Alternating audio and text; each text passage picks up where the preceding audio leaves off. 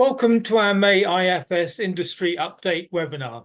And our research methodology is always a complex mixture, but we do seem to be getting a lot of things kind of right to give people insights into what's likely to happen and what to look out for. What keeps execs awake at night? The same issues that we had at the beginning of the year are still pretty much at the forefront of everybody's mind.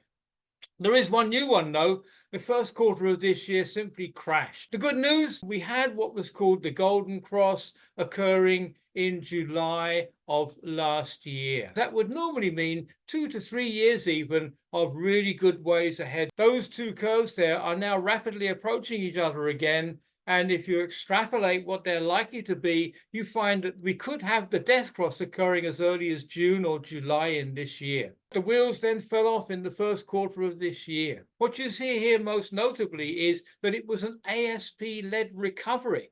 Now, that's very rare. That's never happened before. That ASP was measured off the lowest point of the ASP downturn cycle. And that's part of the reason why you got this high double-digit growth rate numbers. For the past 15 months or more, we've seen unit demand well below that trend line.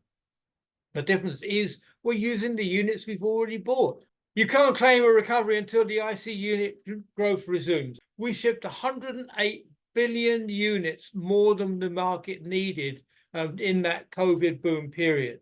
So far, the correcting factor to that has only been 41 billion units.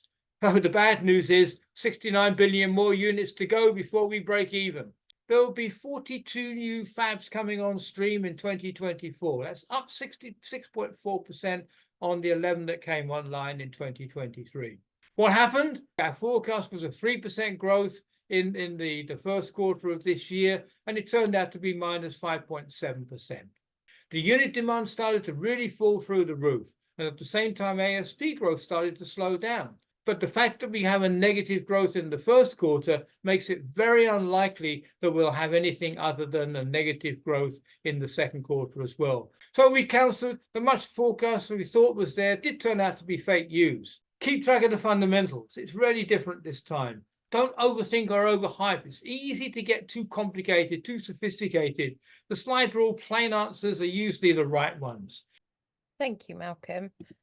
It certainly was never the start of another semiconductor supercycle. Unit demand still is negative.